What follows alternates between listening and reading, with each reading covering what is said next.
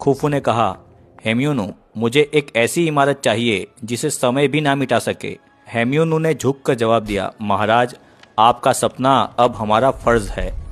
हम एक ऐसी चीज़ बनाएंगे जिसे दुनिया हमेशा याद रखेगी। और यही से शुरू हुआ गीज़ा के ग्रेट पिरामिड का डिज़ाइन फेज़। एक ऐसा प्रोजेक्ट जो इंसानी दिमाग और मेहनत का सिंबल बन गया। हेम्यूनु ने अपनी टीम के साथ पेपिरस स्क्रोल फैलाए और एक परफेक्ट पिरामिड का ब्लूप्रिंट बनाना शुरू कर दिया। उनका टारगेट सिर्फ एक बहुत बड़ी इमारत बनाना नहीं था, बल्कि एक डिवाइन जियोमेट्री का मेमोरियल खड़ा करना था।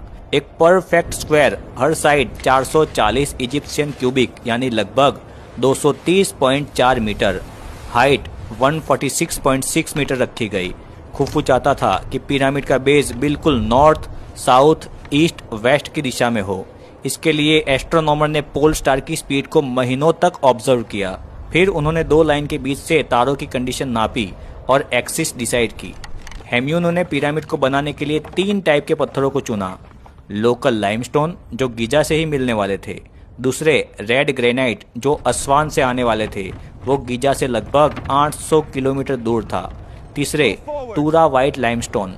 डिज़ाइन पूरा हो गया और जब फाइनल डिज़ाइन खुफू के सामने रखा गया तो उसने पिरामिड की चोटी पर उंगली रख कर कहा, इसे बनवा दो।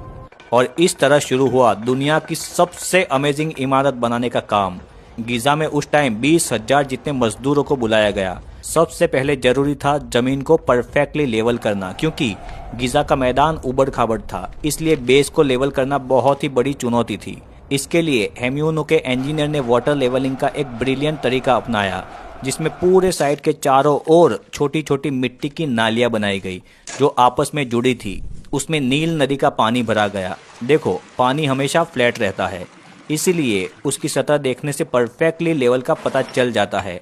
जहां जमीन ऊंची थी वहां कॉपर चिसेल्स और डोलरेट्स हैमर स्टोन से काटा गया और जमीन को नीची करके लेवल लाया गया। उसके बाद जहां जमीन नीची थी वहां रेड सैंड और छोटे पत्थर डालकर भरा गया। कई महीनों की मेहनत के बाद बेस को इतना सटीक बनाया गया कि पूरे 53,000 स्क्वायर मीटर एरिया में ऊंचाई का फर्क सिर्फ 2 सेंटीमीटर ही था। आज भी ये इंजीनियरिंग की सबसे एक्यूरेट अचीवमेंट मानी जाती है। अब शुरू हुआ पिरामिड के बॉडी का निर्माण। लगभग 20,000 मजदूर और कारीगर दिन रात काम करते रहते। गीज़ा के आसपास लाइमस्टोन की खदानें थी। मजदूर कॉपर चीसेल से पत्थरों में दरार करते, फिर लकड़ी का टुकड़ा डालकर उन्हें पानी से भिगो देते। जैसे ही लकड़ी फूल जाती तो पत्थर साफ सुथरी दरार के साथ अलग हो जाता।